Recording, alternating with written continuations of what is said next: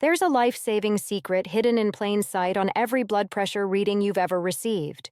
Two numbers, one stacked over the other. You've seen them hundreds, maybe thousands of times at checkups. Your healthcare provider mentions them during every visit. But here's what most people don't fully understand. One of these numbers is significantly more dangerous than the other, especially after age 60. And the number that's causing the most damage to seniors might not be the one you've been monitoring. What I'm about to share is based on decades of research involving millions of patients worldwide.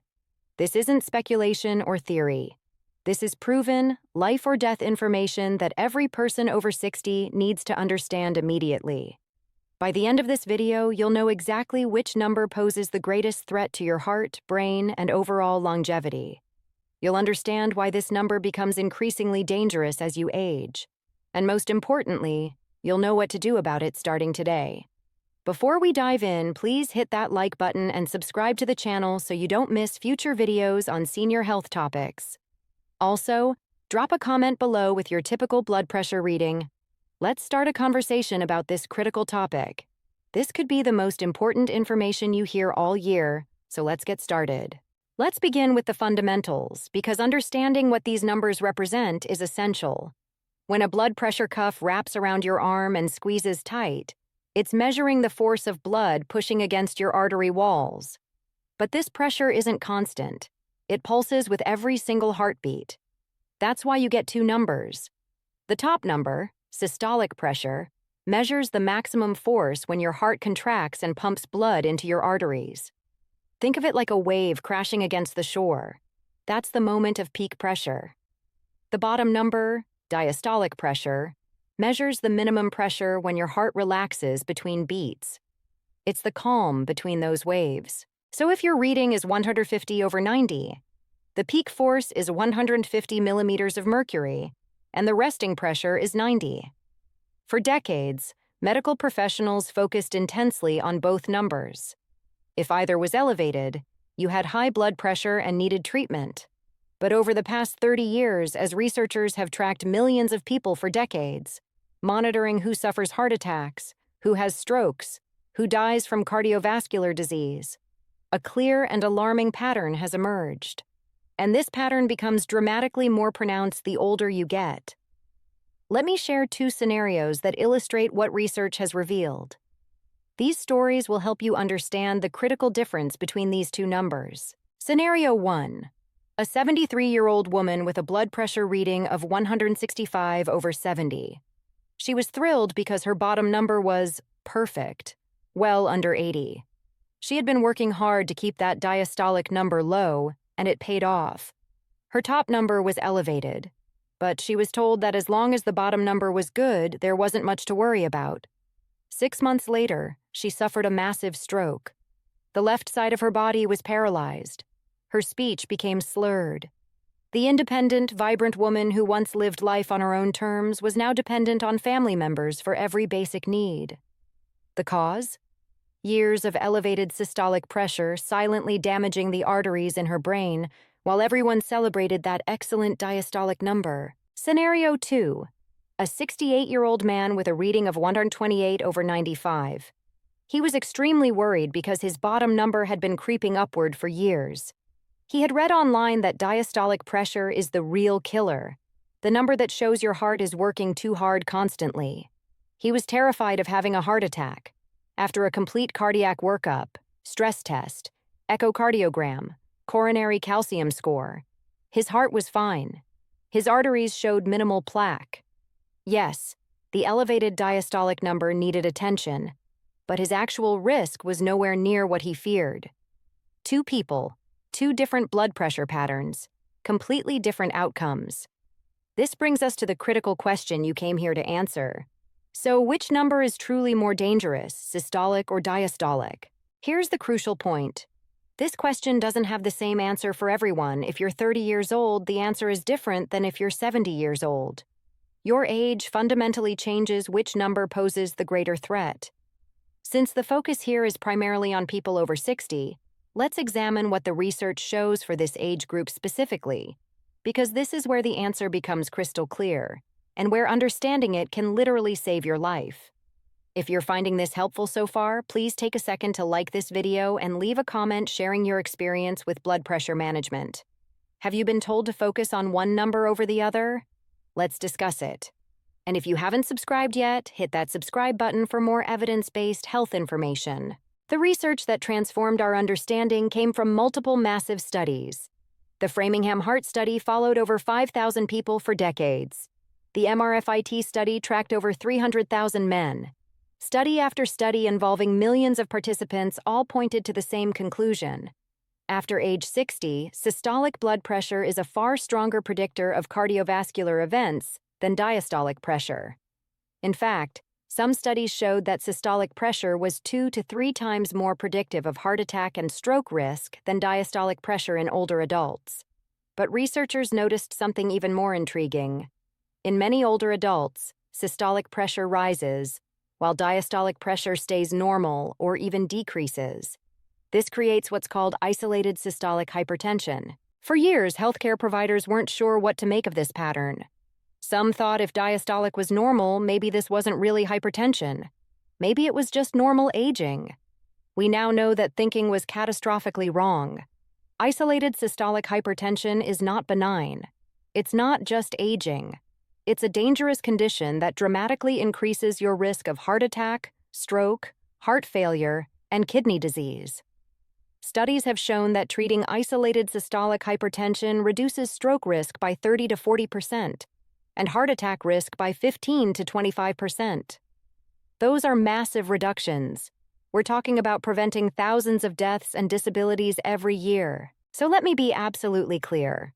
If you are over 60 years old, your systolic blood pressure, that top number, is the most dangerous number on your blood pressure reading. This is the number most likely to predict whether you'll have a heart attack or stroke.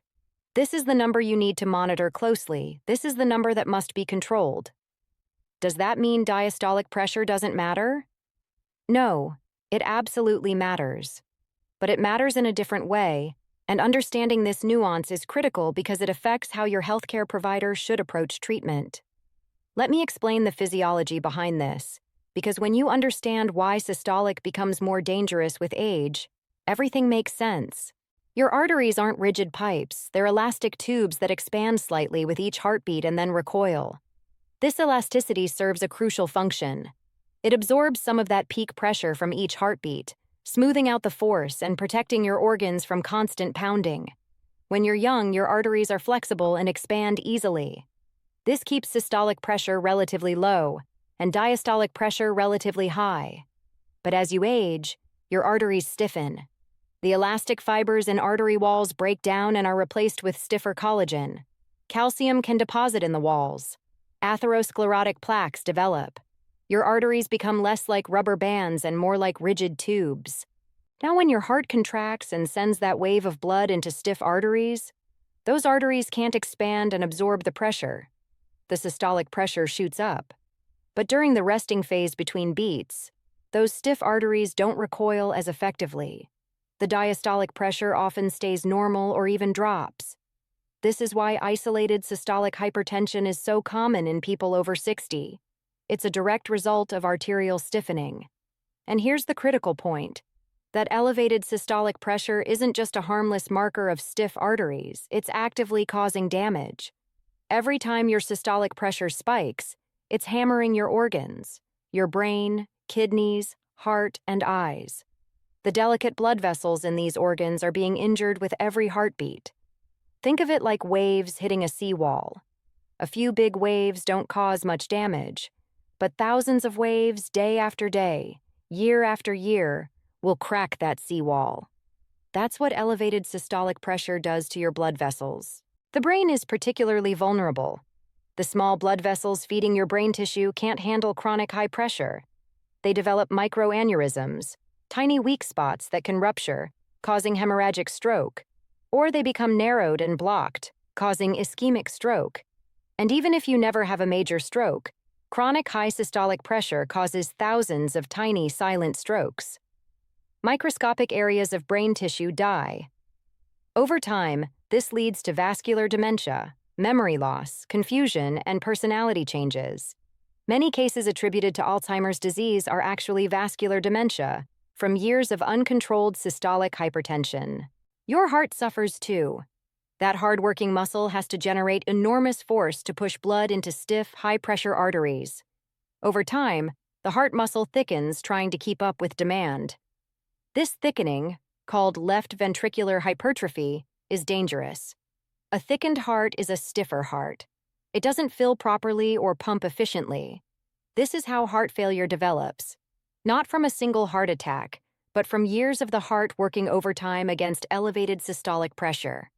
Your kidneys are also at risk. They contain millions of tiny filtering units, each supplied by delicate blood vessels. Elevated systolic pressure damages these vessels, causing kidney disease. Once your kidneys start failing, they can't regulate blood pressure properly anymore, which makes the hypertension worse, which damages the kidneys more. Another vicious cycle that can end in dialysis. Now here's where people get confused. Does a low diastolic pressure mean you're safe? Pressure is too low. Your heart muscle might not get adequate blood flow. This can lead to angina, chest pain, and even heart attacks despite having open coronary arteries, a condition called demand ischemia. So the ideal situation in an older adult is not sky-high systolic with low diastolic.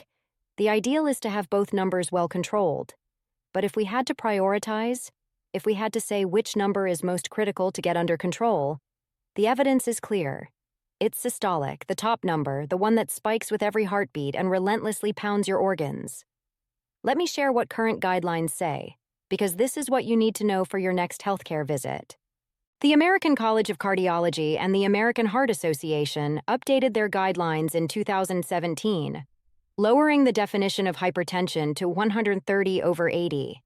That means if your systolic is 130 or higher, or your diastolic is 80 or higher, you have hypertension. But they also emphasized that for older adults, systolic control is the primary goal. For most people over 65, the target is to get systolic pressure below 130. Some guidelines suggest that for very healthy older adults, even lower targets like below 120 might be beneficial, based on the SPRINT trial which showed dramatic reductions in heart attack, stroke, and death with intensive systolic control. However, for frail elderly individuals, especially those over 80 with multiple medical conditions, slightly higher targets may be more appropriate to avoid complications from overly aggressive treatment.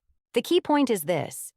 If your systolic pressure is above 130, especially if it's above 140, you need to take action. You need to work with your healthcare provider to bring it down. And if your provider is dismissing an elevated systolic pressure because your diastolic is normal, you need to have a serious conversation. Ask specifically about treating your isolated systolic hypertension. Your life may depend on it. Now, what about treatment? How do you get that systolic number under control? The answer involves both lifestyle changes and often medication. Let me walk you through both because you need a complete strategy. Lifestyle modifications are foundational. Here are the most effective interventions. 1. Sodium restriction. This is massive for blood pressure control, especially systolic pressure. Most Americans consume over 300-400 milligallons of sodium daily. The recommendation for people with hypertension is 1,500 to 2,000 milligallons maximum. Reducing sodium can lower systolic pressure by 5 to 10 points. That's substantial. Cut out processed foods, don't add salt at the table, and read labels obsessively. 2. Weight loss. If you're overweight, losing weight is critical. For every kilogram, about 2.2 pounds, you lose, you can expect systolic pressure to drop by about 1 point. Lose 10 pounds, drop 10 points. Combined with sodium restriction, you're looking at potentially 15 to 20 points of systolic reduction from lifestyle alone. 3. Regular aerobic exercise. Walking, swimming, cycling, anything that gets your heart rate up moderately for 30 minutes most days of the week. Exercise has multiple beneficial effects on blood pressure, including improving arterial elasticity over time. It's not just about weight loss. The exercise itself is medicine. 4. Limit alcohol. If you drink, keep it moderate. More than 2 drinks per day in men or 1 in women can significantly raise blood pressure, particularly systolic pressure. 5. Stress management. Chronic stress elevates cortisol and adrenaline, both of which raise blood pressure. Meditation, yoga, deep breathing exercises, whatever works to calm your nervous system, do it daily. But here's the reality. For most people over 60 with systolic pressures above 140 or 150, lifestyle changes alone won't be enough. Medication is almost always necessary. And let me be very clear. Blood pressure medication is not a failure. It's not a sign that you didn't try hard enough. For older adults with stiff arteries and elevated systolic pressure, medication is often life-saving. There are multiple classes of blood pressure medications: diuretics, ACE inhibitors, ARBs, calcium channel blockers, beta blockers. Each works differently. Many people need 2 or 3 medications to control systolic pressure adequately. This is normal, not excessive. Your healthcare provider will choose medications based on your other medical conditions. If you have diabetes, certain medications protect your kidneys. If you have heart failure, others help your heart function better. The important thing is finding the right combination that controls your systolic pressure without causing intolerable side effects. If one medication makes you dizzy, causes a cough, or creates any problem, tell your provider. Don't just stop taking it. Ask about alternatives. There are so many options available that almost everyone can find a regimen that works. Here's something critical. Once you start medication, you can't just check your blood pressure at the healthcare office every 6 months and assume you're fine. You need to monitor at home. Get a good quality home blood pressure monitor. Check your pressure in the morning and evening for the first week of any new medication or dose change. Once you're stable, check it at least weekly. Keep a log and bring it to your appointments. This data is incredibly valuable for optimizing your treatment.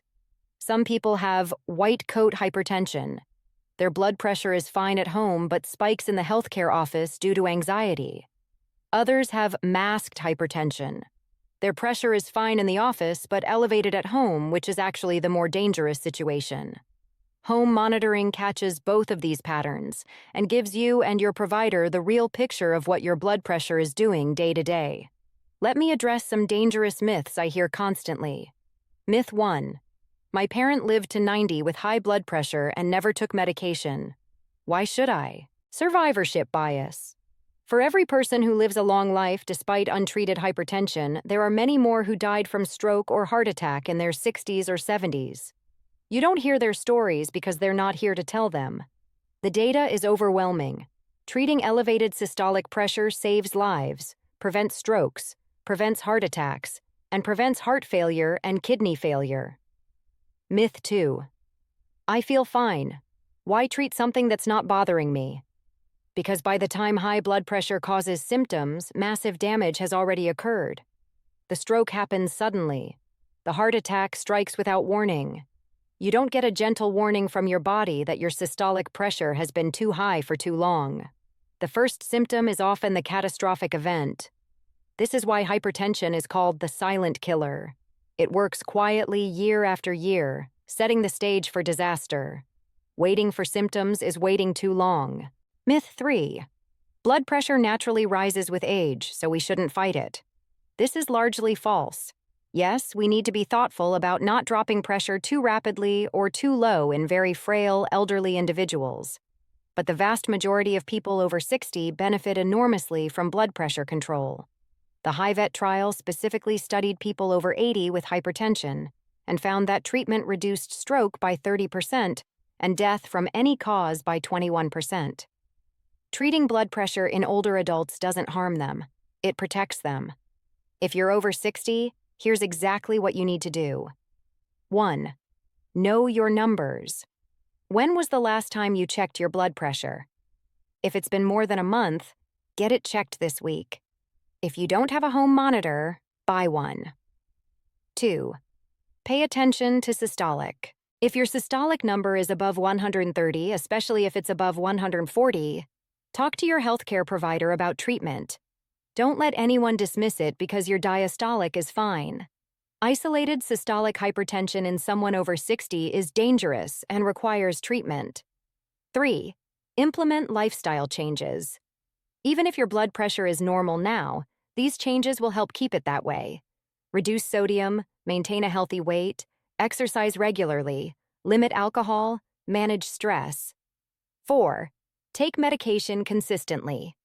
If your provider prescribes blood pressure medication, take it consistently. Set alarms, use a pill organizer, make it part of your routine. Missing doses causes pressure to swing up and down, which is actually worse than consistent mild elevation. 5.